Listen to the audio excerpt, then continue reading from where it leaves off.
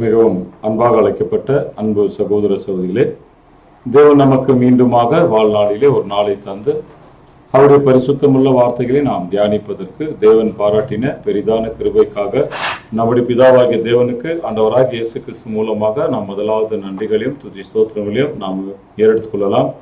வந்திருக்கக்கூடிய ஒவ்வொரு பரிசுத்தவான்களுக்கும் கிறிஸ்தேசுக்குள்ளாக அன்பின் வாழ்த்துக்களை சொல்லிக்கொண்டு இந்த நாளில கூட நம்முடைய அந்த 6வது வால்யூம் தொடர்ச்சியான பாடங்கள் நம்ம வாரந்தோறும் பார்த்துட்டு இருக்கிறோம். தேவன் இம்மட்டுமாக கிருபையாக நமக்கு வேண்டிய அந்த புது சிருஷ்டி என்ற ஒரு ஆலோசனைகளை தேவன் வாரந்தோறும் நமக்கு கொடுத்துருக்கிறார். நாம மாம்ச சரீரத்தில் இருக்கிறதுனால நம்முடைய பலவீனங்கள், நம்முடைய சரீர பாவனைகள் இவைகளெல்லாம் எவ்விதமாக சீர்படுத்தணும் அப்படின்னு சொல்லி தேவன் புது சிருஷ்டிக்கு வேண்டிய அநேக நல் ஒழுக்கங்களை தேவன் ஆலோசனைகளாக நம்ம கொடுத்துன்னு வரதை பார்க்கிறோம். அப்படிப்பட்ட பிதாவாகிய தேவனுக்கு மீண்டுமாக நம்ம நன்றிகளையும் துதி ஸ்தோத்திரங்களையும் எடுத்துக்கொள்ளலாம். இந்த ஒரு பாடத்துக்கு கடந்து செல்வதற்கு முன்பு நாம் யாவரும் எழுந்தின்று ஒரு ஜெபம் செய்யலாம். கண்களை மூடி மகா உன்னதங்களிலே வீற்றிருந்து பூமியின் மனுமக்களாக கண்ணோக்கி பார்த்து இந்நாள் வரையிலே உயிரோடு காப்பாற்றி ஆசீர்வதிக்கின்ற எங்கள் அன்பின் பரலோக பிதாவே, இந்த நாளுக்காகவும் நேரத்துக்காகவும் உமக்கே நாங்கள் நன்றிகளையும் துதி ஸ்தோத்திரங்களையும் ஆண்டவராக இயேசு கிறிஸ்து மூலமாக நாங்கள் எடுத்துக்கொள்கிறோம். தந்தையே, இந்த நாளில தேவரில் எங்களுக்கு என்ன பேச நீர் சித்தம் கொண்டிருக்கிறீரோ நீர் அதை பேசி தேவரில் அவைகளை நாங்கள் கற்றுக்கொண்டு நாங்களும் ஒரு நல்ல புது சிருஷ்டிகளாக மாறுவதற்கு வேண்டிய நல்ல ஆலோசனைகளை தந்து வழிநடத்த வேண்டுமாக எங்கள் நாதரும் இரட்சகரும் மீட்பரும் மேய்ப்பருமான இயேசு கிறிஸ்துவின் இனிய இன்ப நாமத்தினாலே பொறுப்பாதம் கெஞ்சி மன்றாடி வேண்டிக் கொள்கிறோம் எங்கள் ஜீவனுள்ள நல்ல பிதாவே. நான் இந்த நேரத்தில் கூட அன்பான சகோதரர்களே, நமக்கு இந்த 6வது வால்யூம் தொடர்ந்து நமக்கு அதுல வழிநடத்தும்படியாக அன்பு சகோதரர் டோனி பிரதர் அவர்களை சபையின் சார்பாக கேட்டுக்கொள்ளப்படும்.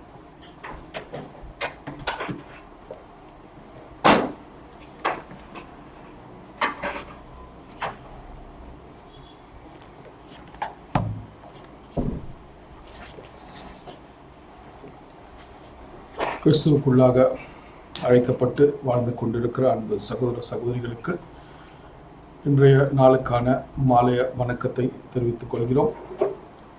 வந்திருக்கக்கூடிய ஒவ்வொரு சகோதர சகோதரிகளுக்கும் கிறிஸ்து இயேசுவின் இன்ப நாமத்தில் உங்களை இந்த ஒரு தொடர்ச்சியான இந்த ஒரு வகுப்புக்குள்ள உங்களை வரவேற்கிறோம். தொடர்ந்து சகோதர சகோதரிகளே, நாமோ வேதத்தில் வாசிக்கிற பிரகாரமாக புது சிருஷ்டி என்பது நாம் பழைய வாழ்க்கை, நம்முடைய பழைய சிந்தனை, நம்முடைய பழைய செயல்கள், இது எல்லாமே நாம் எடுத்து போட்டு புதிய சிந்தனையிலே வாழ்வது தான் புது சிருஷ்டியினுடைய ஒரு குணாதிசயம் அப்படின்னு வேதத்தில் நமக்கு அப்போஸ்தலன் பவுல் எழுதியிருக்கிறத கூட நம்ம கவனிக்கிறோம். அப்படியாப்பட்ட ஒரு விஷயங்களை நம்ம கவனிக்கும் போது புது சிருஷ்டியாக அழைப்பை பெற்று அந்த அழைப்புக்குள்ள நம்ம தொடர்ந்து இந்த ஓட்டத்தை ஓடி அந்த புது சிருஷ்டியினுடைய முழுமையை அடைய பிரயாசப்பட்டு கொண்டிருக்கிற இந்த வேளையில அந்த புது சிருஷ்டியினுடைய வளர்ச்சி, அந்த புது சிருஷ்டியினுடைய ஒரு சிந்தனைகள், அவர்களுடைய யோசனைகள் எல்லாமே எப்படி இருக்கணும்ன்றது தான் இந்த ஒரு தொடர் வகுப்பை நம்ம கவனிச்சுட்டே வந்துட்டு இருக்கிறோம் இல்லைங்களா. ஒவ்வொரு கேள்விகளும் நம்ம வாழ்க்கையில ஏதாவது ஒரு கட்டத்துக்குள்ள இந்த கேள்விகள் நம்ம மத்தியில நிச்சயமா பிறப்பிக்கும். அப்படி இருக்கும்போது அந்த கேள்விகள், அந்த சூழ்நிலைகள் நம்ம மத்தியில வரும்போது நாம புது சிருஷ்டியாக எந்த சிந்தனையில முடிவுகளை எடுக்க வேண்டும், எந்த ஒரு சிந்தனையில அந்த புது சிருஷ்டியினுடைய வளர்ச்சியை நாம் காண்பிக்க வேண்டும் அப்படின்றது தான் இந்த ஒரு தொடர் பாடத்தை நம்ம பார்த்துட்டு வரோம். இதில் நம்ம குறிப்பா 5ஆம் பாகம் இல்லைங்களா, புது சிருஷ்டியினுடைய அமைப்பு அப்படின்ற ஒரு தலைப்பின் கீழே ஏறத்தாழ 84 கேள்விகள் அல்லது 85 கேள்விகளை நம்ம பார்த்தோம். அதுக்கே உரியதான சில ஆலோசனைகளையும் வியாக்கியானங்களையும் வேதத்துக்கு இசைவாக நாம சகோதரர் எழுதியிருக்கிறத கூட நம்ம கவனிச்சுட்டு வந்துட்டு.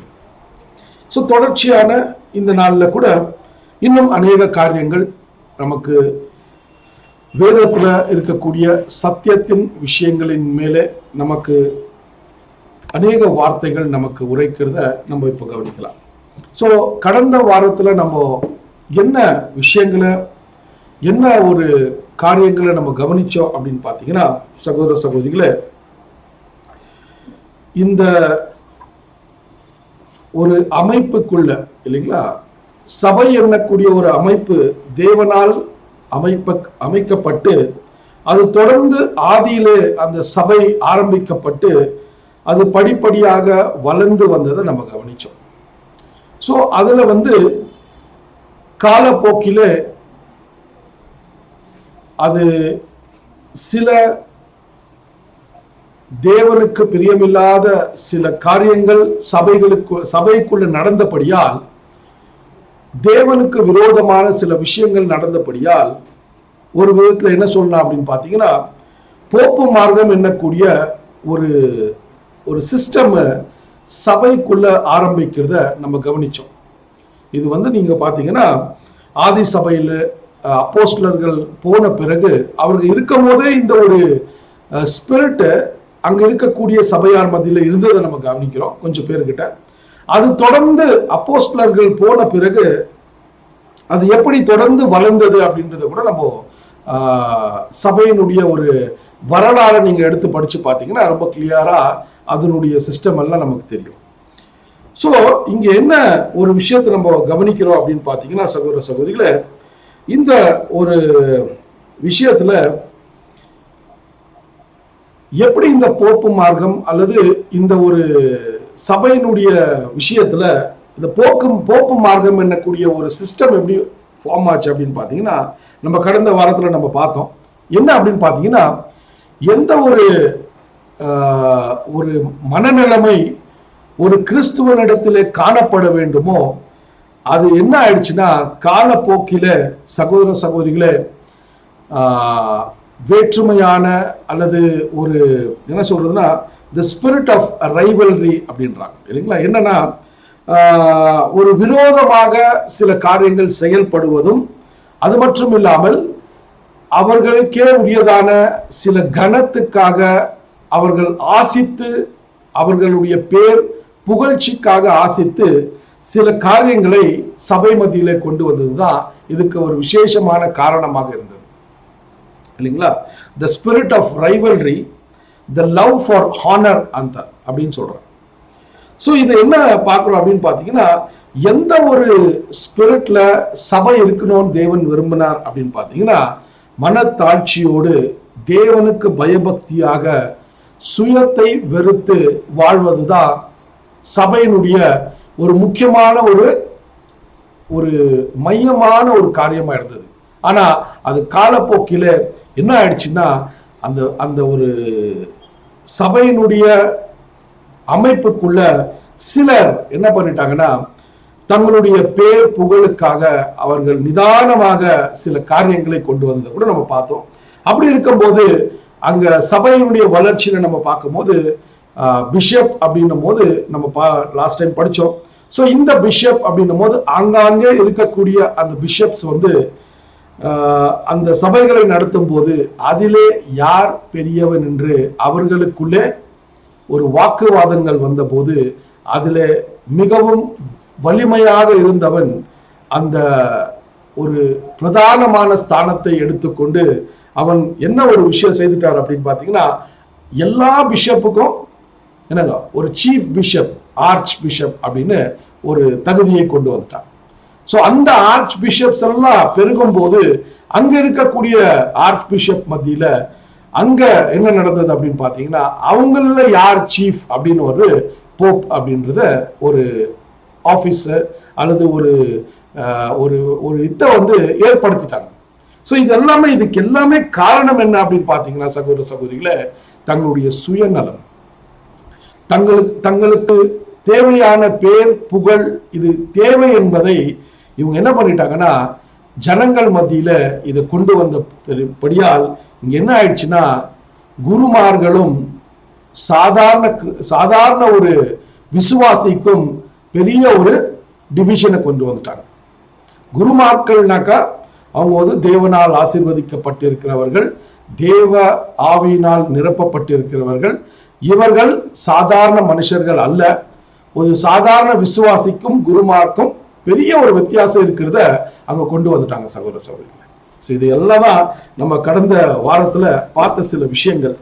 இந்த சிஸ்டம் எப்படி ஆரம்பிச்சு அப்படின்னு, எதுக்காக இந்த பாயிண்ட பிரதர் இங்க கொண்டு வர்றாருன்னா, சபையினுடைய இந்த அமைப்பின் ஒரு ஒழுங்குமுறையில இப்படியாப்பட்ட ஒரு பொறுப்புகளை தேவன் சகோதரர்களுக்கு கொடுக்கும்போது அது எப்படி ஆதி சபையில அது குலைச்சலாக்கப்பட்டது, அது எப்படி மிஸ்யூஸ் ஆனது அப்படின்றது தான் இந்த ஒரு உதாரணத்தை பிரதர் நம்ம கிட்ட கொண்டு வந்தார்.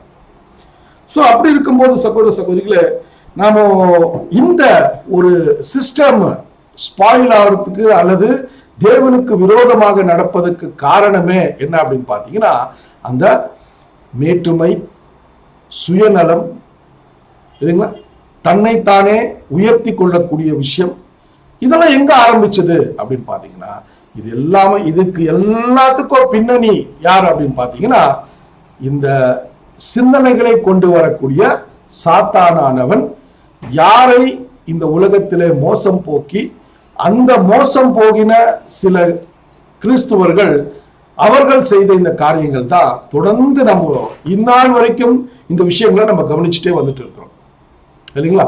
ஸோ இப்படி இருக்கும்போது இன்னைக்கு நம்ம என்ன பார்க்கலாம் அப்படின்னு பார்த்தீங்கன்னா, நம்ம எந்த தலைப்பின் கீழே இருக்கிறோம் அப்படின்னு பார்த்தீங்கன்னா, பிஷப், பாஸ்டர்ஸ், டீச்சர்ஸ் அப்படின்ற ஒரு தலைப்பின் கீழே தான் நம்ம இப்போ ஸ்டடி பண்ணிட்டு வரோம். ஸோ இப்போ வந்து இங்க தேவன் அந்தந்த வேலைகளை சகோதரர்களுக்கு கொடுக்கும் போது, நம்ம கடந்த கிளாஸஸ்ல கூட என்ன கவனிச்சோம்னா, இந்த வேலைகளை எல்லாம், இந்த பணிகளை எல்லாம் தேவன் சகோதரர்களுக்கு கொடுக்கும் போது சபையினுடைய பக்தி விருத்திக்காக தான் இந்த காரியங்களை தேவன், இந்த உத்தியோகங்களை அல்லது இந்த வேலைகளை சகோதரர்களுக்கு கொடுத்தாரே தவிர வேற எந்த ஒரு சுயநலமான காரணத்துக்காக அல்லன்றத நம்ம கடந்த வாரத்துல நம்ம இந்த விஷயங்கள் எல்லாம் கவனிச்சுட்டு வரோம். ஸோ இப்போ நம்ம என்ன பார்த்துட்டு இருக்கிறோம்னா, பிஷப் அல்லது எல்டர்னா என்ன அப்படின்ற ஒரு டெஃபினேஷனை நம்ம பார்த்தோம், இல்லைங்களா? யாரெல்லாம் ஆவிக்குரியமான ஒரு வாழ்க்கையில சபையினுடைய ஊழியத்துக்குள்ள ஈடுபடுகிறார்களோ, சபையை பக்தி விக்தியிலே அவர்கள் நடத்துகிறார்களோ, அவர்கள் எல்லாமே மூப்பர்களாக கருதப்பட வேண்டும்ன்ற ஒரு பாயிண்ட கொண்டு வர்றார், இல்லைங்களா? சோ அப்படி இருக்கும்போது சகோதர சகோதரிகளை அங்க எல்டருடைய டெஃபினேஷன் பார்த்தோம். சோ பிஷப் அப்படின்னு சொல்லும் போது, ஒரு சகோதரன் தன்னுடைய பணியில அல்லது தன்னுடைய ஊழியத்தில இன்னும் அதிகமான முயற்சிகளை எடுத்து இன்னும் அநேக சபைகளுக்கு அவனுடைய ஊழியங்களை செய்யணும் அப்படின்னா, அவன் கண்காணிப்பாளராக அவனுக்கு ஒரு தகுதியை தேவன் கொடுக்கும் போது, அநேக சபைகளை கண்காணிக்கக்கூடிய சகோதரர்களுக்கு என்ன சொல்றாங்க அப்படின்னும் போது ஒரு ஓவர்சியர்ஸ் அப்படின்றாங்க. ஸோ அது வந்து தமிழ்ல நீங்க பாத்தீங்கன்னா கண்காணிப்பாளர் அப்படின்னு வருது. ஏன்னா இப்போ நம்ம அந்த பிஷப் அப்படின்னாலே நம்முடைய மைண்ட் எல்லாம் எப்படி இருக்கோம்னாக்கா, ஒரு பெரிய ஸ்தானம், இல்லைங்களா, ஒரு பெரிய தகுதி, அதுக்கே உரியதான ஒரு நாலேஜ், அதுக்கே உரியதான ஒரு வயது, அதுக்கே உரியதான சில ஞானம், இதெல்லாம் நம்ம ஆரம்பத்திலிருந்து இதை யோசித்துட்டோம். ஆனா இங்க ரொம்ப எளிமையான ஒரு விஷயத்த சொல்லும் போது சகோதர சகோதரிகளை, அந்த கண்காணிப்பாளர் அப்படின்னும் போது அநேக சகோதர சகோதரிகளுக்கு ஊழியங்களை செய்து அநேக சகோதர சகோதரிகளை அவர்கள் பலப்படுத்தக்கூடிய ஒரு காரியத்தை செய்யும் போது எல்லாருமே கண்காணிப்பாளராக மாறுகிறார்கள் அப்படின்றத கூட நம்ம பார்த்தோம். ஸோ இப்போ நம்ம என்ன ஸ்டடிக்குள்ள போயிடலாம் அப்படின்னு பார்த்தீங்கன்னா, சகோதர சகோதரிகளே, இப்படியாப்பட்ட சில சகோதரர்கள் மூப்பர்களாக காரியங்களை செய்யும் போது வேற எந்த பணிகளிலே இவர்கள் ஈடுபட முடியும் அப்படின்ற ஒரு கேள்வி, இல்லைங்களா? இப்போ எல்டர்ஸ் அப்படின்னு பார்த்தோம். ஒரு சபையில் இருக்கக்கூடிய சில பக்தி விக்தியின் காரியங்கள், சில ஒழுங்குமுறைகள், அதற்காக அவர்கள் வேலை செய்வதை நம்ம பார்க்கிறோம்.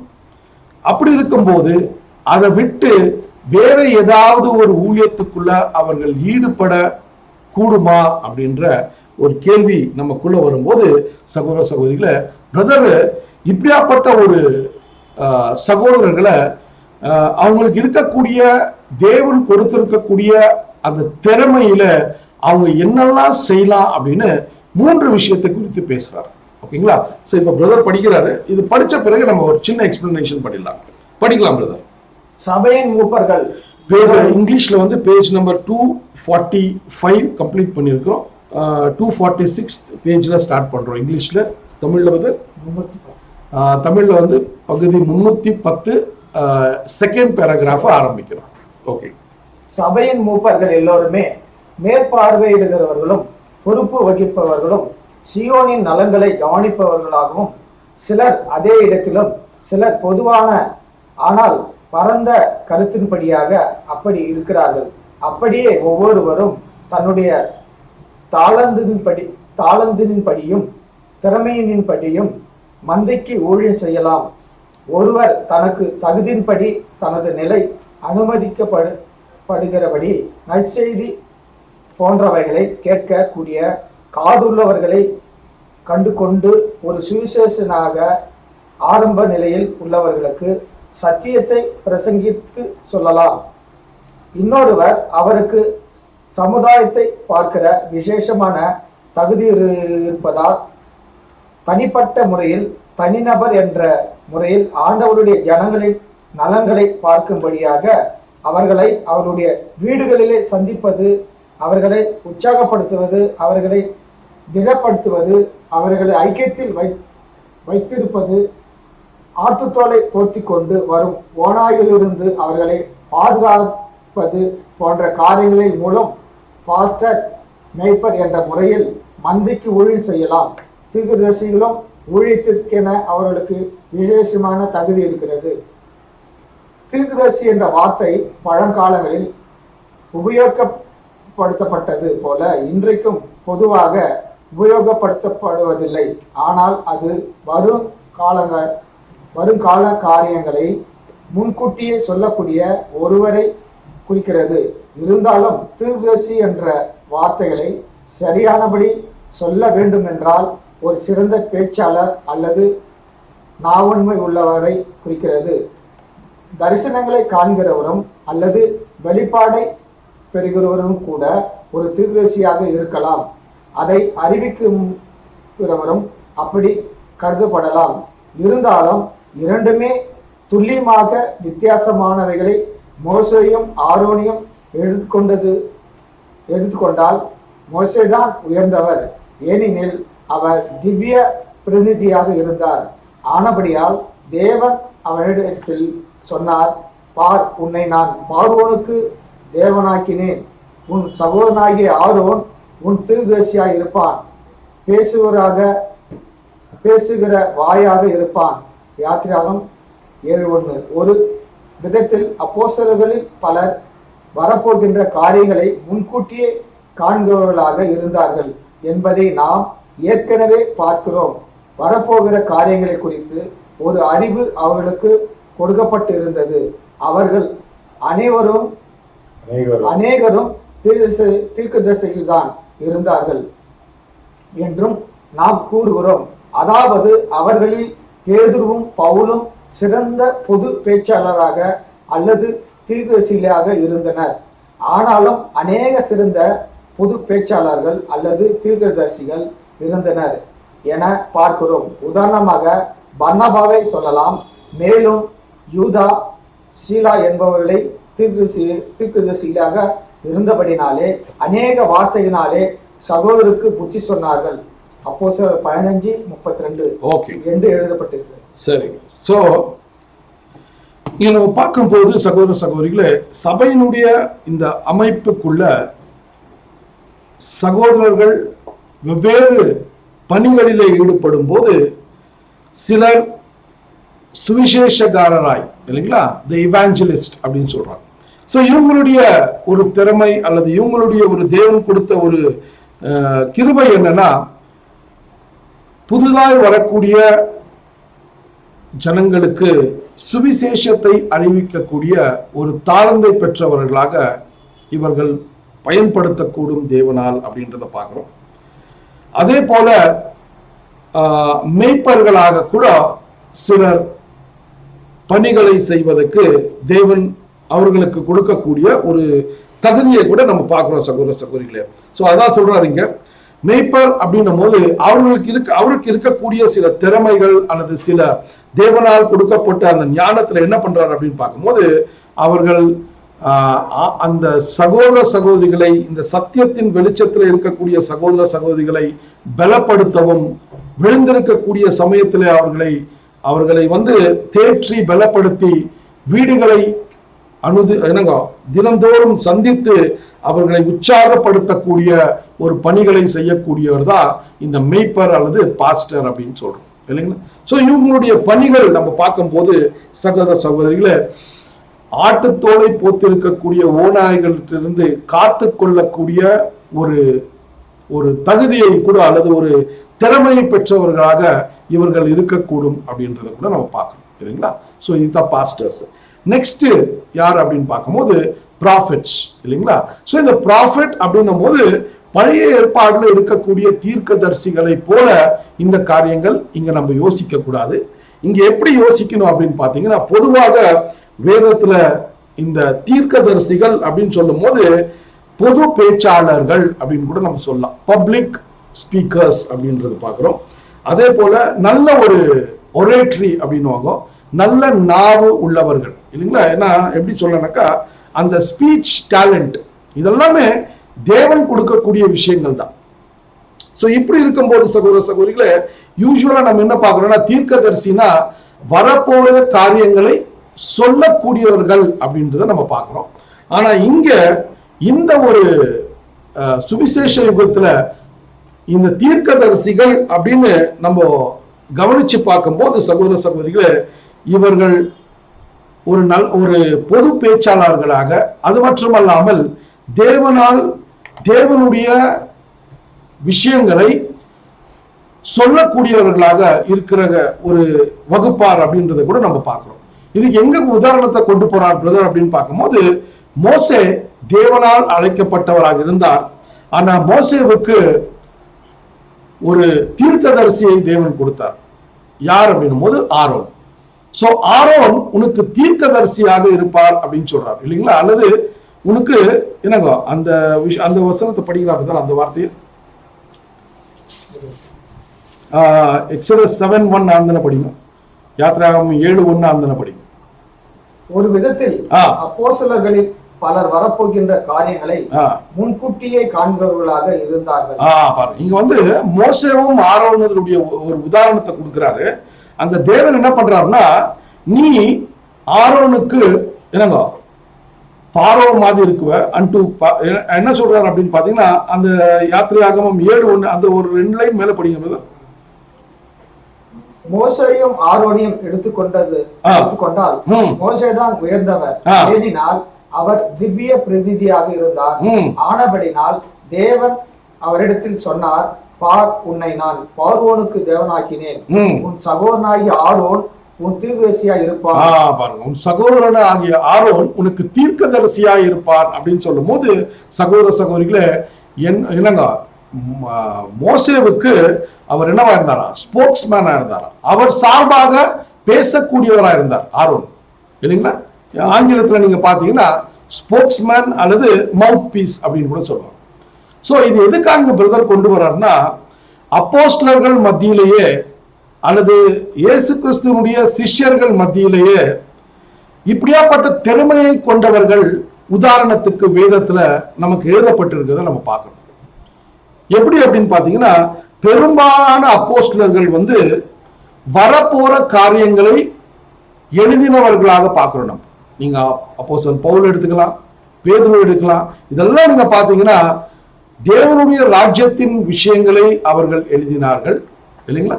சோ முன்கூட்டியே அதை எழுதினார்கள் அப்படின்னும் போது அவங்க அந்த தீர்க்கதரிசிகளாக அவங்கள நம்ம காணக்கூடிய ஒரு விஷயங்களை கூட நம்ம பார்க்கிறோம். அதே போல நீங்க பாத்தீங்கன்னா சகோதர சகோதரிகளே, அதுலயே சில அப்போஸ்தலர்கள் குறிப்பாக பொது பேச்சாளர்களாக கூட இருந்தாங்க, பப்ளிக் ஸ்பீக்கர்ஸ் இல்லைங்களா. உதாரணத்துக்கு பவுலை நம்ம எடுக்கலாம், அல்லது பேதுருவை நம்ம எடுக்கலாம். இதுல அவர்கள் திறமை வாய்ந்தவர்களாக இருந்தபடியால் தேவன் அவர்களை அந்த ஊழியத்துக்காக கொண்டு வந்தார் அப்படின்றத பார்க்கிறோம். அதே போல நம்ம கவனிச்சு பார்த்தோம்னா இந்த ஒரு குணங்கள் அப்படின்னு நம்ம பார்க்கும்போது பர்னபாவை நம்ம எடுத்துட்டோம்னா அவரு கூட பொதுவாக அப்போஸ்தலனாக இல்லாத இருந்தாலும் அவர் என்னவா இருந்தாருன்னு பாத்தீங்கன்னா ஒரு பொது பேச்சாளராக இருந்ததை கூட நம்ம கவனிச்சு பார்க்கிறோம். சோ ஆகையால சகோதர சகோதரிகளே, இவங்க எல்லாமே வெவ்வேறு தாளந்தை உடையவர்களாக இருந்தபடியால் இந்த பணிகளை அவர்கள் செய்ய முன் வந்ததை நம்ம பார்க்கிறோம் இல்லைங்களா. இப்ப பேதுரு நீங்க எடுத்தீங்கன்னா சகோதர சகோதரிகளே, அவர் தான் நீங்க பாத்தீங்கன்னா ஃபர்ஸ்ட் என்ன சொல்லாங்க, சுவிசேஷகர், இவாஞ்சலிஸ்ட். ஏன் அப்படின்னு பாத்தீங்கன்னா அவர் தான் என்ன பண்ணாருங்க, கொர்நேலியுக்கு ஃபர்ஸ்ட் ஒரு இன்விடேஷனை கொடுத்தார். சோ இப்படியாப்பட்ட ஒரு தாளந்தை தேவன் பேதுருக்கு கொடுக்கும் போது அவர் அந்த பணியிலே ஈடுபட்டதை நம்ம கவனிக்கிறோம். சோ நம்ம என்ன பார்த்தோம் அப்படின்னு பாத்தீங்கன்னா இந்த மூப்பர்களிலே அவர்களுக்கே உரியதான ஒரு பணிகளை தேவன் எப்படி கொடுக்கிறார் அப்படின்னு பாத்தீங்கன்னா அவர்களை சுவிசேஷகாரராக, நெக்ஸ்ட் அவரை மேய்ப்பராக, மூன்றாவது அவர்களை தீர்க்கதரிசிகளாக கூட தேவன் எடுத்து பயன்படுத்துகிறார். எத்தனையோ சகோதரர்களுக்கு அந்த அந்த பப்ளிக் ஸ்பீக்கிங் ஒரு கெப்பாசிட்டியை தேவன் கொடுத்திருக்கிறார்னா இது எல்லாமே தேவனால் சபைக்கு தேவையான காரியங்களுக்காக அவர் கொடுக்கக்கூடிய ஒரு கிருபை சரிங்களா. சோ இதுல நாம சொந்தம் கொண்டாடி அல்லது நாம் பாராட்டி கொள்ள எந்த ஒரு அருகதையும் இல்லை. இதுதான் ரொம்ப முக்கியமானது. அந்தந்த பணிகளை தேவன் செயலுக்குள்ள கொண்டு வர்றதுதான் நம்ம பார்க்கிறோம் சகோதர சகோதரிகளை. சோ அப்படியாப்பட்ட ஒரு விஷயங்களை நம்ம கவனிச்சு பார்க்கும்போது இன்னொரு ஒரு காரியத்தை கூட நம்ம பார்க்கும்போது சகோதர சகோதரிகளை, இந்த விஷயங்கள் நமக்கு பொதுவாக நம்ம பார்க்கும்போது இந்த தீர்க்கதரிசி அப்படின்னா என்ன அப்படின்ற ஒரு விஷயத்தை தான் நம்ம தொடர்ந்து சில பாயிண்ட்ஸ் பிரதர் கொடுத்துட்டு வந்தார். ஸோ இப்போ பழைய ஏற்பாட்டில் இருக்கக்கூடிய தீர்க்கதரிசிகள் எப்படி தீர்க்க தரிசனம் உரைத்தார்களோ அப்படி ஒரு திறமை அல்லது அப்படியாப்பட்ட ஒரு காரியங்கள் சுவிசேஷ யுகத்துல இப்ப இருக்கக்கூடிய கிறிஸ்துவ மண்டலத்தில் நடந்துட்டு இருக்குதா அப்படின்னு பாத்தீங்கன்னா நிச்சயமா பழைய ஏற்பாடுல எப்படி அவங்க தீர்க்க தரிசனங்களை உரைத்தார்களோ அதே போலதான் இப்ப கூட நம்ம பார்க்கலாம். கிறிஸ்துவ மண்டலத்துல அநேகர் தாங்கள் தீர்க்கதரிசிகள் என்று வரப்போற காரியங்களை சொல்கிறவர்களாக அது பொய் சாட்சிகளாக இருக்கிறத கூட நம்ம கவனிக்கிறோம். ஆனா இங்க நம்ம என்ன பார்க்கிறோம் அப்படின்னு பாத்தீங்கன்னா அப்போஸ்தலர்கள் பழைய ஏற்பாடுல இருக்கக்கூடிய தீர்க்கதரிசிகள் எழுதி வைத்த விஷயங்களை தான் அவர்கள் வியாக்கியானமாக அவர்களுடைய விஷயத்தில வரப்போற ராஜ்யத்தினுடைய சில காரியங்களை அவர்கள் எடுத்து உரைத்தார்களே தவிர வேதத்தில் இல்லாத எந்த ஒரு தீர்க்க தரிசனங்களையும் அவர்கள் பேசவில்லை என்பதை கூட நம்ம கவனிக்கணும். அப்போஸ்தலன் பவுல் தேவனுடைய ராஜ்யத்தை குறித்து பேசுறாருன்னா அவர் பழைய ஏற்பாடுல இருக்கக்கூடிய எத்தனையோ நிழலில் காரியங்களை வைத்துதான் புதிய ஏற்பாடுல அதை குறித்து பேசுறதை நம்ம பார்க்கிறோம். பேதுருவை நம்ம எடுத்துட்டா கூட அவரும் ஒரு தீர்க்கதரிசியாக எப்படி இருந்தார்னா பழைய ஏற்பாடுல இருக்கக்கூடிய தீர்க்க தரிசனங்களை அவர் சிந்திச்சு அந்த ஞானத்தை பெற்றுக்கொண்டு அது புதிய ஏற்பாடில எந்த காலகட்டத்தில எந்த பகுதியில அது நடக்கும்ன்றத சொன்னாரே தவிர தன்னுடைய சொந்த ஆலோசனையின் பிரகாரமாக எந்த தீர்க்க தரிசனங்களையும் ஜனங்களுக்கு அவர்கள் சொல்லவில்லை என்றதை கூட இந்த ஒரு பாயிண்ட நம்ம எப்பவுமே புரிஞ்சுக்கணும் சகோதர சகோதரிகளே. சோ அப்படிப்பட்ட ஒரு விஷயங்களை நம்ம கவனிச்சு பார்க்கும்போது இந்த ஒரு மூப்பர்கள் அப்படின்னு சொல்லும் போது இந்த ஒரு காரியங்களை நம்ம கொஞ்சம் கவனிச்சு பார்க்க வேண்டியதா இருக்கு. ஏன் அப்படின்னா பொதுவாக இந்த மூப்பர்கள் அப்படின்னும் போது அவர்களுக்கு இருக்கக்கூடிய சில குவாலிஃபிகேஷன்ஸ் அப்படின்னு சொல்றாரு அல்லது அவங்களுக்கு இருக்கக்கூடிய சில விதிமுறைகள் என்னவா இருக்கலாம் காமனா அப்படின்னு ஒரு கேள்வியை நம்ம எழுப்பி பார்க்கும்போது அதுக்கு பிரதர் அருமையான ஒரு 3-4 பாயிண்ட் கொடுக்குறாரு. அது படிக்கிறார் பாருங்க. படிக்கிறார் பிரதர்.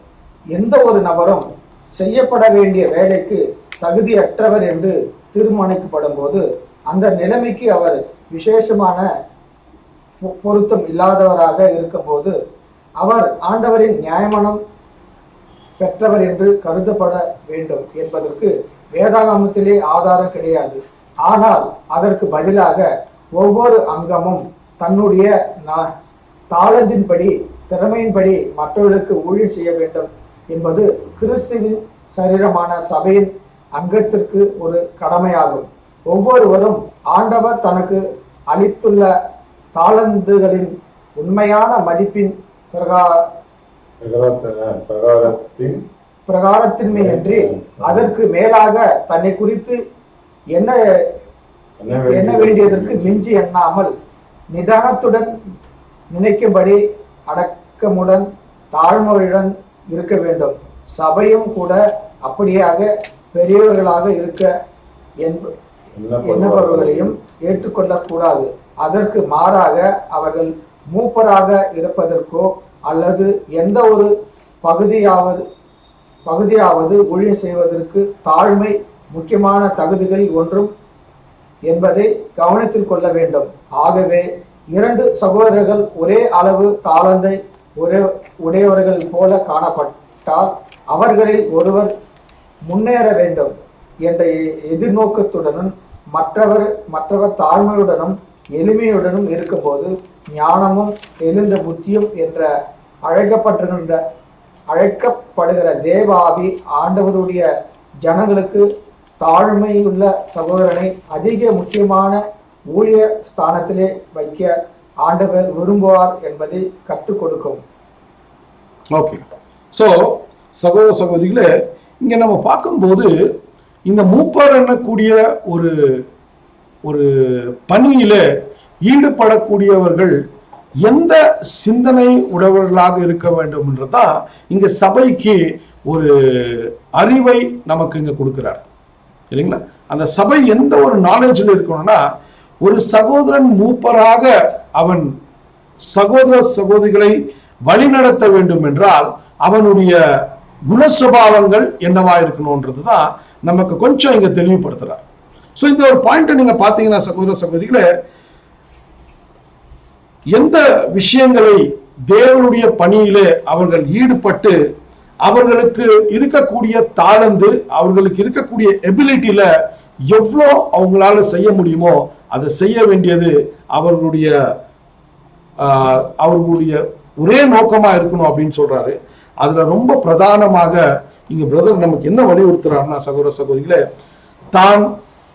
தன்னையே மேன்மையாக எண்ணிக்கொள்ளாமல் தேவ ஊழியத்தை தேவன் அவர்களுக்கு கொடுக்கும் போது அதை மனத்தாழ்ச்சியுடன் தாழ்ந்த மனப்பான்மையில அந்த காரியங்களை செய்ய வேண்டிய ஒரு மனநிலைமையில அந்த சகோதரன் இருக்க வேண்டும் என்பதை தான் இங்க ரொம்ப கிளியரா கொண்டு வரார்.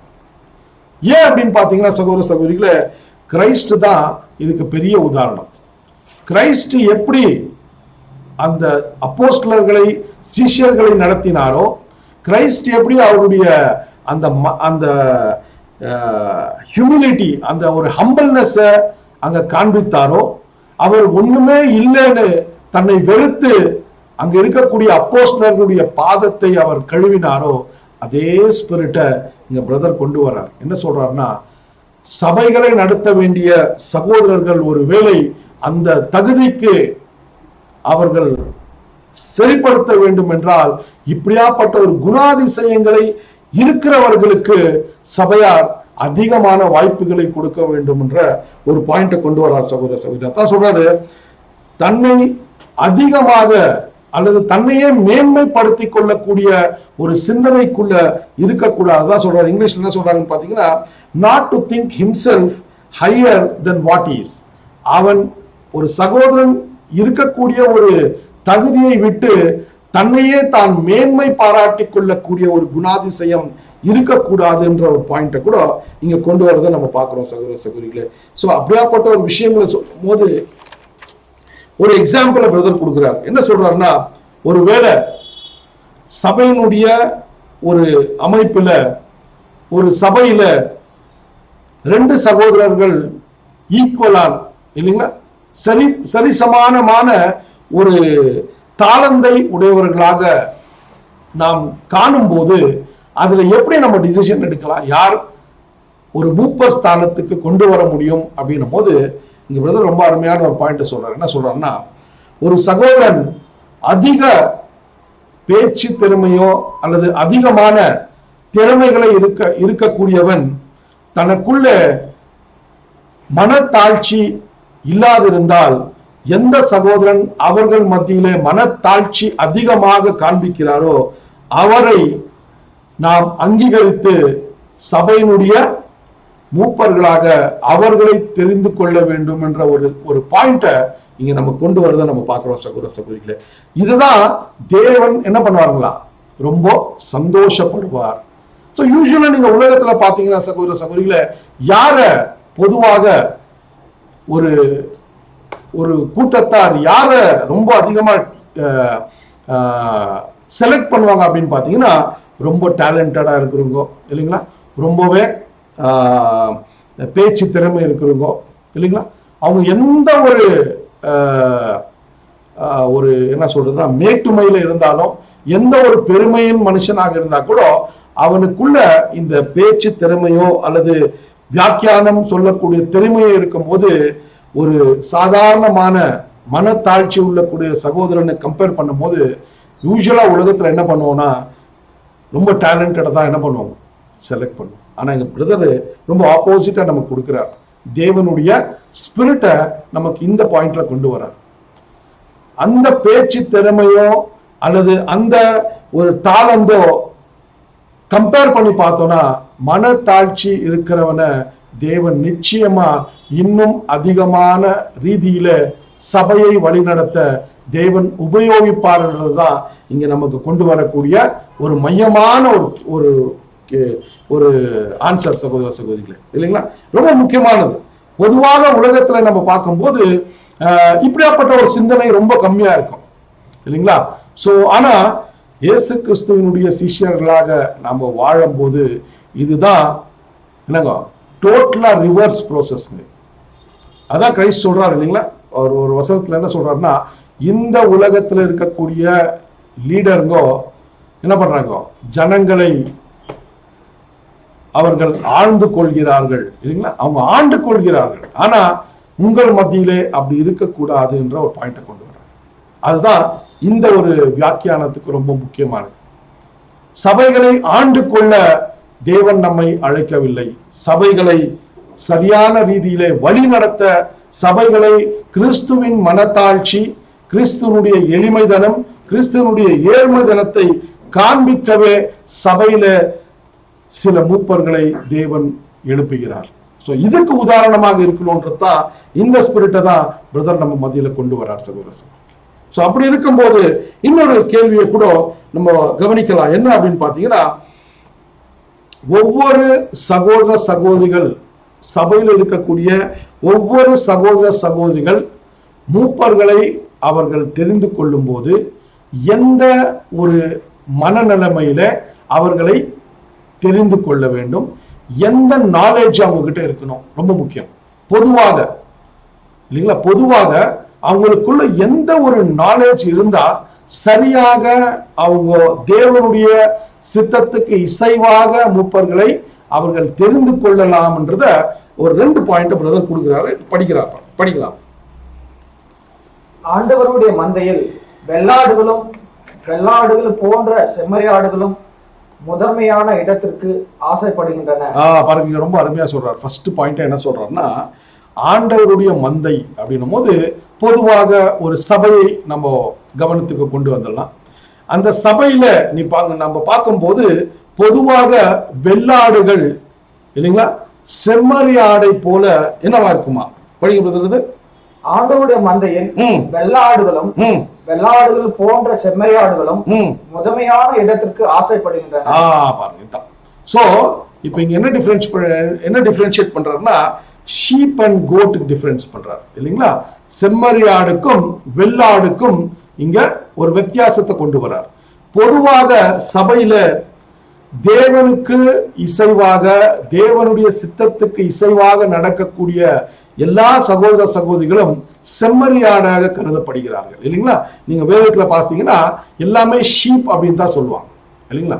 ஆனா அதுல வெள்ளாடு எதுக்கு கம்பேர் பண்றாங்கன்னா, இவர்களுக்கு என்னங்க தேவனுடைய வார்த்தையை பின்பற்றக்கூடிய ஒரு மீக்னஸோ இல்ல ஒரு என்ன இருக்காது அப்படின்னு பாத்தீங்கன்னா, அந்த ஹம்பிள்னஸோ அந்த மீக்னஸோ இந்த வெள்ளாடு கிட்ட இருக்காது இல்லைங்களா.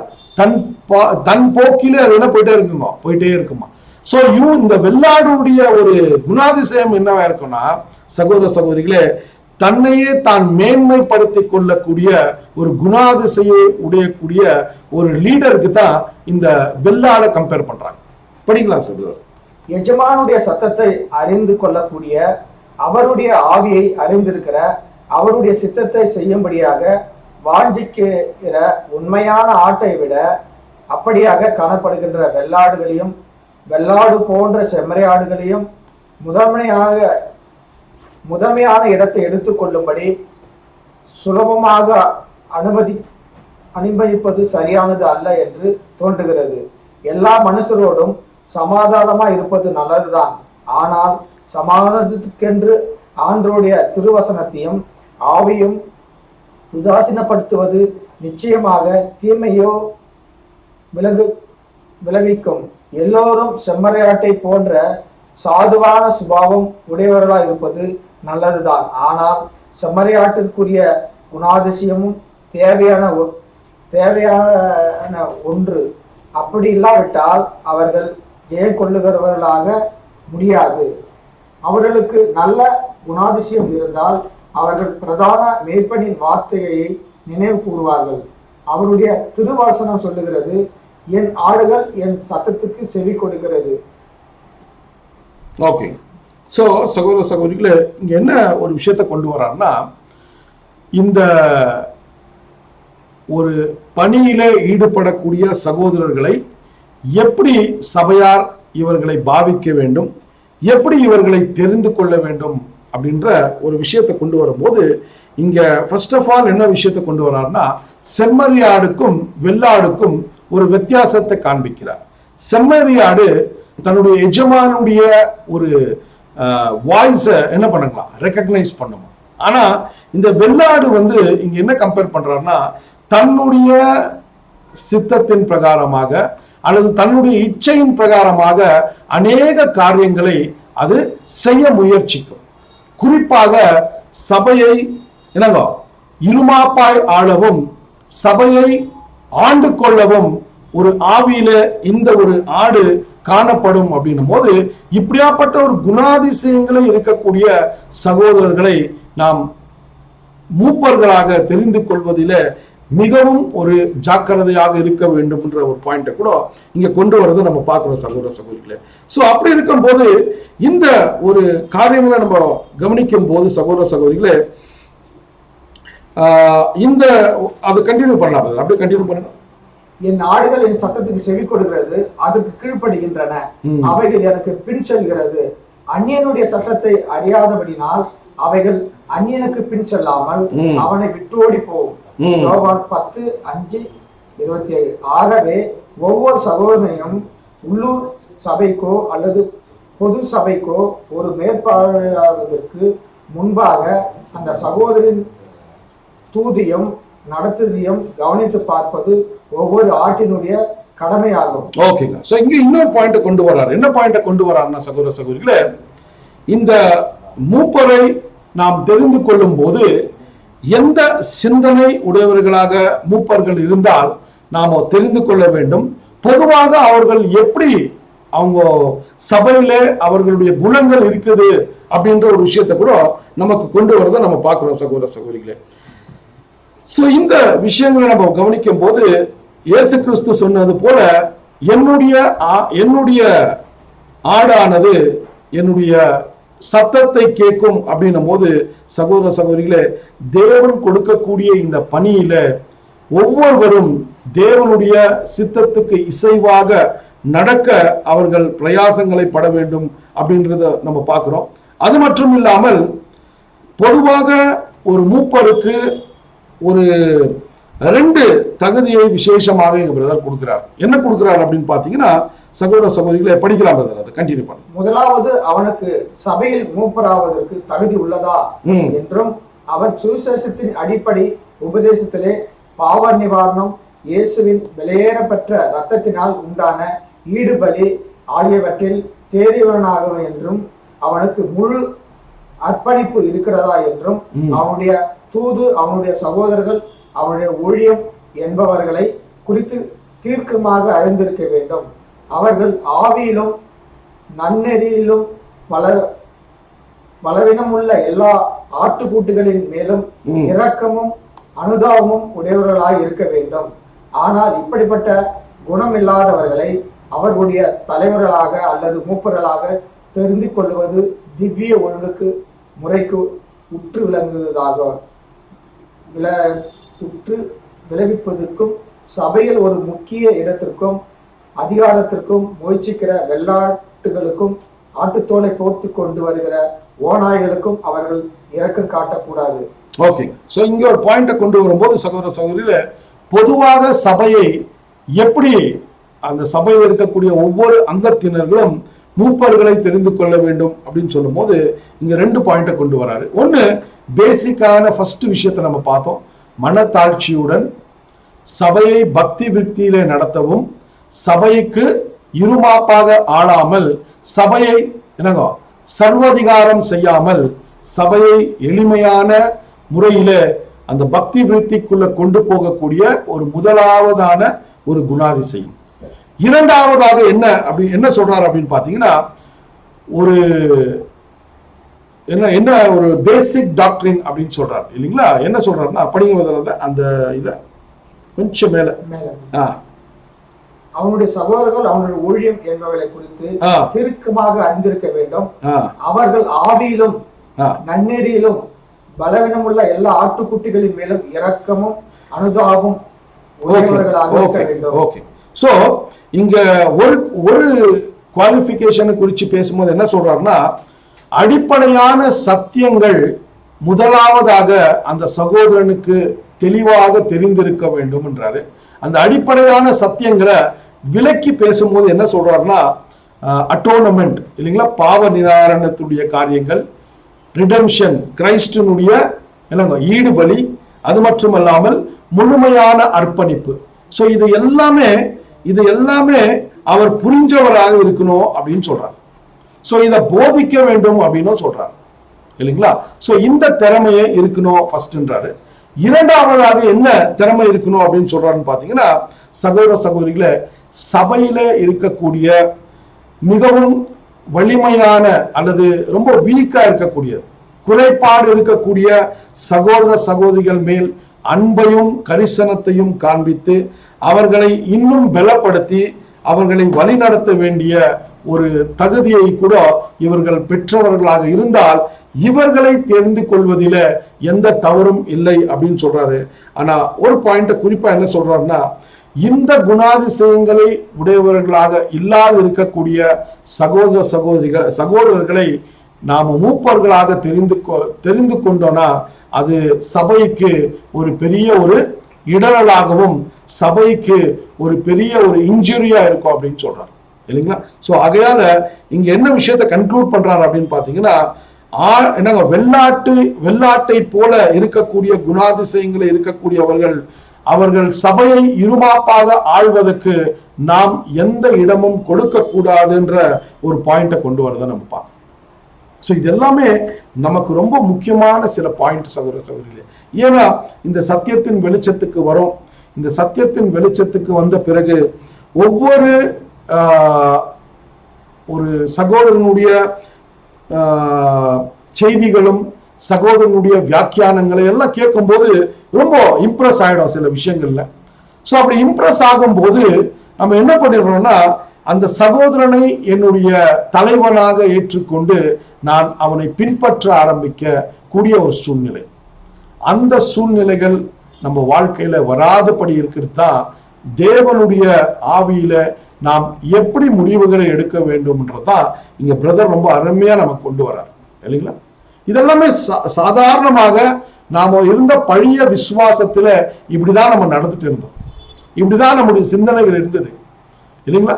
ரொம்ப டேலண்டடு, ரொம்ப ரொம்ப ஒரு பாப்புலரான, ரொம்ப ஒரு கேப்பபிலிட்டி இருக்கக்கூடியவர்களை நம்ம என்ன பண்ணிட்டு இருந்தோம், தலைவர்களாக வைத்து அவர்கள் குணாதிசயங்கள் என்னவாக இருந்தாலும் அதையெல்லாம் நாம் என்னங்கோ பொருட்படுத்தாமல் அவரை நாம் அங்கீகரித்து வாழ்ந்து கொண்டிருந்தோம். ஆனா இந்த சத்தியத்தின் வெளிச்சத்தில வந்த பிறகு சகோதர சகோதரிகளே, நாம் மிகவும் ஜாக்கிரதையாக நம்மை வழிநடத்தக்கூடிய சகோதரர்களை நாம் தேர்வு செய்ய வேண்டும். ரொம்ப முக்கியமான பாயிண்ட் இல்லைங்களா. சோ ஃபர்ஸ்ட் ஆஃப் ஆல் அந்த தேர்வு செய்வதற்கு பேசிக்கான ஒரு தகுதி முறைகளை தான் இங்க பிரதர் ரொம்ப சிம்பிளா கொடுத்தார். ஒண்ணு ஹம்பிள்னஸ் இல்லைங்களா, மனத்தாழ்ச்சி, மேட்டுமை இல்லாத ஒரு சிந்தனை இல்லைங்களா. அந்த ஒரு விஷயத்தை நம்ம பார்த்தோம். அதுக்கு ஆன பிறகு அந்த சகோதரனுக்கு என்னங்க மூல உபதேசங்களின் மேல் எவ்வளவு பற்று இருக்கிறது, மூல உபதேசங்களை அவர் சொல்லக்கூடிய ஒரு அதை பிரச்சாரம் பண்ணக்கூடிய ஒரு திறமையை இருக்கிறதா அப்படின்னும் போது சகோதர சகோதரிகளை திரும்பி இந்த விஷயத்தை கொஞ்சம் நம்ம கவனிச்சு பார்க்கணும்.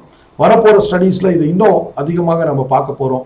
ஏன் அப்படின்னா இந்த மூல உபதேசங்கள் அப்படின்னு சொல்லும் போது இது ரொம்ப முக்கியமானது இல்லைங்களா. ஸோ ஏன் பிரதர் இந்த மூல உபதேசங்கள் எழுதியிருக்கிறாரு, அதை நம்ம எப்பனா சிந்திச்சோமா இல்லைங்களா. ஸோ பிரதர் எழுதும் போது ரொம்ப கிளியரா எழுதுறார்.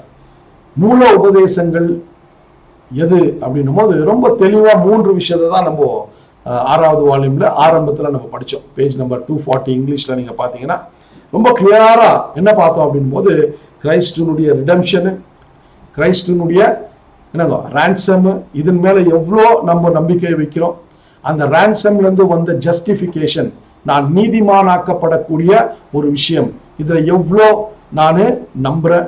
3வதாக இதை நம்பி நான் எப்படி என்னுடைய அர்ப்பணிப்பின் வாழ்க்கையை வாழ்ந்து கொண்டிருக்கிறேன். இதுதான் மூல உபதேசங்கள். அதுதான் இங்க பிரதர் திரும்பி அந்த எழுதும் போது எழுதுறாரு பாருங்க, மூல உபதேசங்கள் அப்படின்னு சொல்லிட்டு குறிப்பாக என்னன்னு எழுதுறாரு. அதை ஒரு வாட்டி படிக்கலாம் பிரதர். அந்த இது நீங்க இப்ப படிச்சீங்க இல்லைங்களா, மேல அதுக்கு ஒரு 2 லைன் மேல படிங்க. மூல உபதேசங்கள் வருது பாருங்க மேல.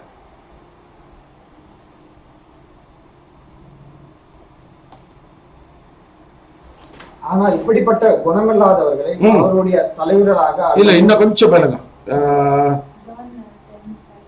முழு அர்ப்பணிப்பு இருக்கிறதா என்றும் அவனுடைய தூது, அவனுடைய சகோதரர்கள், அவனுடைய ஊழியம். இன்னும் கொஞ்சம் மேல படிங்க, அப்படியே ஒரு லைன் மேல படிங்க.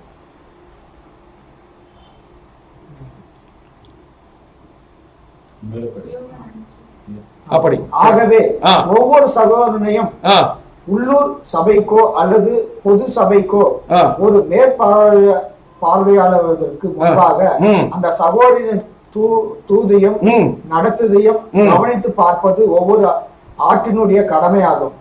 முதலாவது அவனுக்கு சபையிலே மூப்பராவதற்கு தகுதி உள்ளதா என்றும் அவன் சுவிசேஷத்தின் அடிப்படை பாருங்க, சுவிசேஷத்தின் அடிப்படை உபதேசங்கள் அடிப்படை உபதேசத்தில் பாவ நிவாரணம் பாருங்க, பர்டிகுலர்லி அப்படின்னு எழுதுறார், விசேஷமாக பாவ நிவாரணம், இயேசுவின் விலையேற பெற்ற ரத்தத்தினாலே உண்டான ஈடுபலி ஆகியவற்றில் தேறிவனானா என்று அவனுக்கு முழு அர்ப்பணிப்பு இருக்கிறதா, முழு அர்ப்பணிப்பு. இந்த 3 விஷயத்தை தான் நம்ம அங்க ஆரம்பத்துல கூட நம்ம பார்த்தோம். அதே தான் இங்க திரும்பி கம்ப்ளீட் இங்க சொல்லும் போது சொல்றாரு, அந்த முழு அர்ப்பணிப்பு அப்படின்னு சொல்லும் போது அவனுடைய மெசேஜஸ், அவனுடைய சகோதரர்கள் மத்தியில அவன் பேசக்கூடிய விஷயம், அவன் செய்யக்கூடிய ஊழியம் எல்லாம் இந்த அடிப்படை போதனைகளை அவன் எவ்வாறு பலனடைந்தவனாக இருக்கிறான்றதுதான் ரொம்ப முக்கியமான ஒரு காரியமா இருக்கு.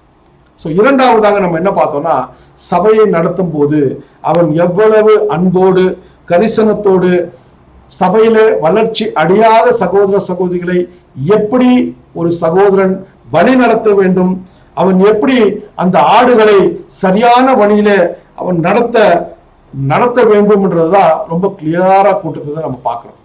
சோ ஒருவேளை மூப்பராக தெரிந்து கொள்ளக்கூடிய ஒரு சகோதரன் இந்த ஒரு மனநிலைமை அவனுக்குள் இல்லாவிட்டால் அவனை தெரிந்து கொள்வதற்கு நாம் 2 முறை என்னங்க யோசிக்க வேண்டும் தான் இங்க பிரதர் ரொம்ப கிளியரா சொல்றாரு. ஸோ அதனால சகோதர சகோதரிகளே, நாம் வரப்போற கிளாஸஸ்ல இன்னும் தொடர்ந்து இந்த விஷயங்களை ஒவ்வொரு காரியங்களும் எதுக்காக படிச்சுட்டு வரோம்னா, சபைகளில ஒவ்வொரு சமயங்களில சில சந்தர்ப்பங்களை தேவன் கொண்டு வரும்போது நாம் முடிவுகளை எடுக்க நாம் கஷ்டப்படுவோம், அல்லது நம்முடைய ஞானத்திலே சில முடிவுகளை எடுப்போம். ஆனா நமக்கு முன்பாக ஓடின சகோதரர்கள் நமக்கு இந்த வியாக்கியானங்களை கொடுக்கும் போது இது தேவ ஆவியினால் எழுதப்பட்டு நமக்கு வைத்திருக்கிறத நாம ஒரு முன்முறையாக வைத்து இந்த காரியங்களை செய்யும் போது சரியான முடிவுகளை எடுக்க தேவன் நமக்கு என்ன பண்ணுவாங்க, உதவி செய்வார். ஸோ அதனால இந்த நாளில கூட சகோதர சகோதரிகளே, மறுபடியுமாக வருகிற வாரத்தில் நாம் இந்த ஒரு தொடர் ஒரு ஸ்டடியை நம்ம கண்டினியூ பண்ணலாம். தேவனுடைய சித்தமாக இருந்தால் நெக்ஸ்ட் வீக் இதை கண்டினியூ பண்ணலாம் சகோதர சகோதரிகளை. நான் வந்து இங்கிலீஷில் பேஜ் நம்பர் 248 ஆரம்பத்தில் நிற்க வைக்கிறேங்க. தமிழில் தமிழில் பகுதி 313 313 ஸோ லாஸ்ட் பேராகிராஃப்ல நம்ம ஸ்டாப் பண்ணியிருக்கிறோம். ஸோ இதை தொடர்ச்சி உங்களுடைய எஃபர்ட் என்ன இருக்கணும்னா, இந்த 6th வால்யூமே இப்போ நம்ம எப்படி ஆரம்பிச்சோமோ, எந்த பகுதியில் முடிச்சோமோ அதை இன்னொரு ஸ்டடி பண்ணிட்டீங்கன்னா இன்னும் தெளிவான சில விஷயங்கள் நமக்கு புரிஞ்சு கொள்ள தேவன் ஒரு ஸ்லாக்கியத்தை கொடுப்பார் சகோதர சகோதரிகளே. ஸோ ஆகையால இந்த ஒரு விஷயத்தை கூட மனதில் வைத்து தொடர்ந்து தேவன் கொடுத்திருக்கக்கூடிய இந்த ஓட்டத்தின் அவகாசத்தில் நாம் ஒவ்வொருவரும் ஜாக்கிரதையோடு நமக்குள்ள எந்த ஒரு உலக சிந்தனையும் இல்லாமல் முழுமையாக தேவனுக்கு அர்ப்பணிக்கக்கூடிய ஒரு சிந்தனையை தேவன் கொடுக்க நாம் இந்த நாளிலே கூட ஜெபித்து இந்த ஒரு கூட்டத்தை முடித்துக் கொள்ளலாம்.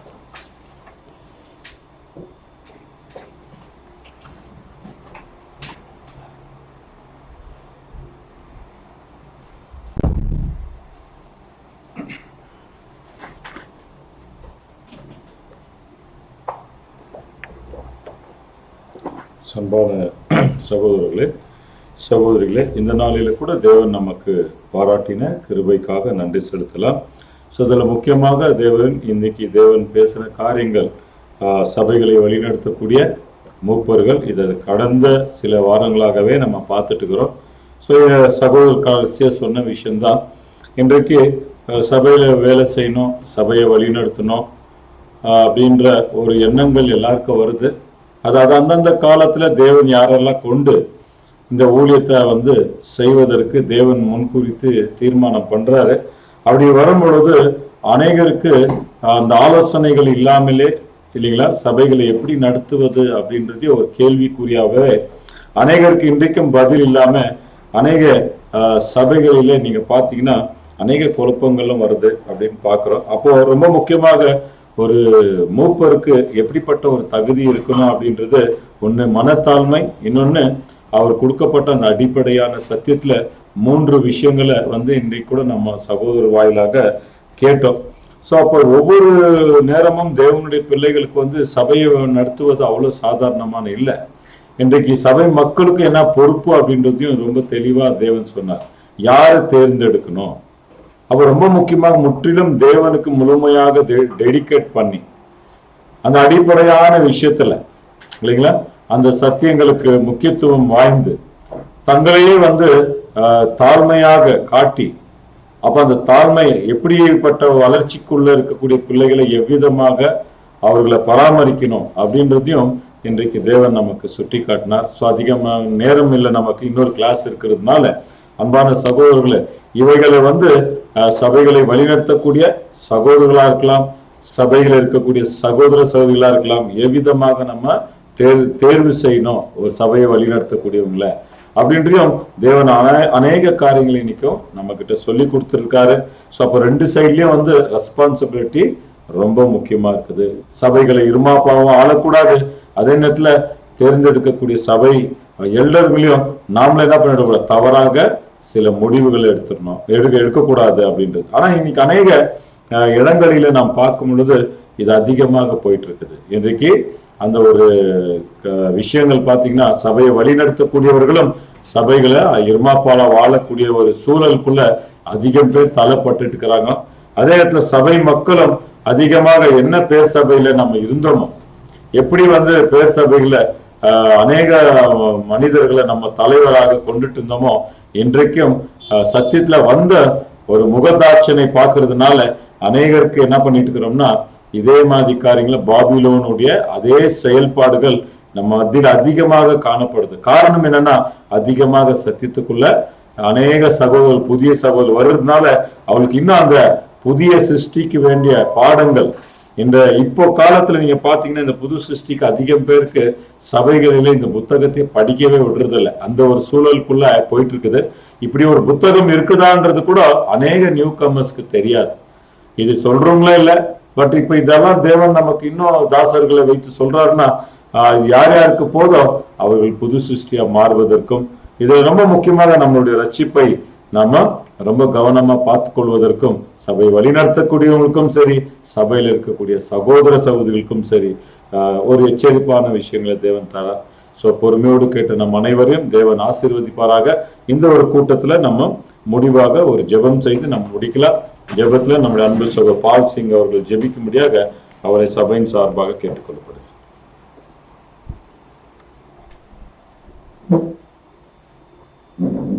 ஜெபம் செய்வோம். கேருபின் மத்திலும் சேராபின் மத்திலும் ஜோதிகள் மத்திலும் தூதர்கள் மத்திலும் பரிசுத்தார் பரிசுத்தார் என்று போற்றப்படும் பரிசுத்த தந்தி, உமக்கு ஒருவருக்கே துதி கன மகிமை சோத்திரம் எல்லாம் அன்றாகி இயேசு கிறிஸ்து மூலமாக நாங்கள் ஏறெடுக்கிறோம். அப்பா, மாலை வேளையில மீண்டுமாக ஆண்டவரே உங்களுடைய வார்த்தைகளை ஆண்டவரே புது சிருஷ்டி அமைப்பு என்ற அந்த தலைப்பில் நாங்கள் பார்த்து கொண்டு இருக்கிறோம். இன்னும் அதிகமாக ஆண்டவரே உங்களுடைய வார்த்தைகளை நாங்கள் கேட்டு ஆண்டவரே எங்களுடைய இருதய படையில் எழுதி கொண்டு நம்முடைய சாயலாக மாறும்படியாக எங்களுக்கு தேவையான ஆண்டவரை பரிசுத்தாக தரும்படியாக நாங்கள் செபிக்கிறோம். ஆண்டவரை பேசக்கூட தாசர்கள் மறைத்து பேசினே உங்களுக்கு நன்றி செலுத்துகிறோம். இன்னும் வரக்கூடிய காரியங்களை நீ மறைத்து ஆண்டவரை ஒவ்வொரு பிள்ளைகளுக்காக அநேக பிள்ளைகளுக்காக பேச முடிய கிருபத்தாரும் ஆன்லைன் மூலியமாக பார்த்து கொண்டிருக்கிற ஒவ்வொரு பிள்ளைகளையும் நீ ஆசீர்வதிக்க முடியாது செபிக்கிறோம். இந்த சிறு ஜெபத்தை உங்களுடைய நேசகுமாரரும் எங்கள் ஆண்டவரும் ரட்சகரும் மீட்பருமா இருக்கிற இயேசு கிறிஸ்து மூலமாய் இந்த சிறு ஜெபத்தை ஏறெடுக்கிறோம் எங்கள் ஜீவனுள்ள நல்ல பிதாவே.